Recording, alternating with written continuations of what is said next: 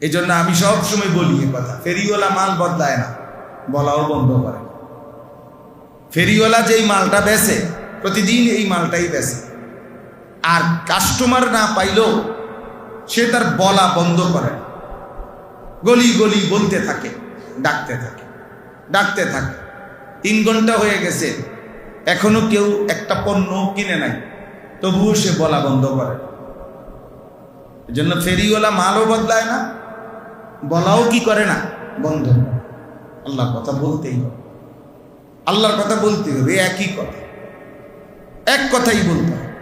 কারণ মূলত কোনো আশ্চর্য বক্তা বা কোনো অবাক করার কথা, বিরাট কারো কোনো বক্তব্য, কোনো চমৎকার উপস্থাপনা, কোনো কিছুর মধ্যেই হেদায়েত নেই। হেদায়েত আল্লাহর ফয়সালা। ওয়ালা ইয়ানফাউকুম নুসহি ইন আরাদতু আন আনসাহা লাকুম ইন কানা আল্লাহু ইউরিদু আন ইউগফিয়াকুম। এই সূরাতে আছে, আমি যে সূরা এখন পড়ছি সূরা হুদ, এই সূরার মধ্যে আছে নূহ আলাইহিস সালামের কওম। 950 বছর নূহ আলাইহিস সালাম মানুষকে আল্লাহর দিকে ডাকছে।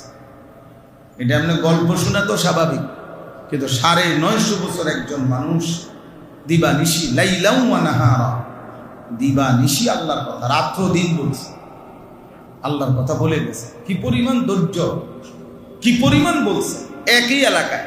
এমন না যে আজকে চিটাগাং, কালকে সিলেট, পরশুদিন খুলনা, অমুক দিন বরিশাল, এমন একই নির্দিষ্ট জনবসতি।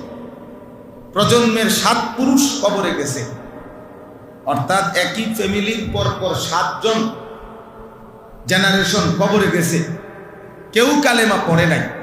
নূহ আলাইহিস সালাম তাদেরকেও এরপরেও কালেমার দাওয়াত দিছে। নূহ আলাইহিস সালামের হায়াত 1000 বছর, এটা কিন্তু ওই কওমের সবার হায়াত না, ওইটা উনারই মুজিজা।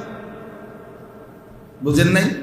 মানে এটা এমন না যে ওই মানুষ এগুলো সবাই 950 বছর হায়াত পাইছে, এমন না। শুধু এটা নূহ আলাইহিস সালামের কি ছিল, আল্লাহর পক্ষ থেকে মুজিজা। অন্যান্য মানুষ কিন্তু স্বাভাবিক কি করতো, মৃত্যুবরণ করছে। নবী এবং পাবলিক সবাই একরকম হায়াত চলাছিল। তাহলে উনি একই ঘরের মনে করেন দাদা মরছে, বাপ মরছে, বাপের ফুট মরছে, ফুট মরছে, এমনি এমনি 7 পুরুষ পর্যন্ত বলছে, কেউ কালেমা আনে নাই, কিন্তু এরপরও তিনি সেই ঘরে আবার কালেমার দাওয়াত নিয়ে গেছে।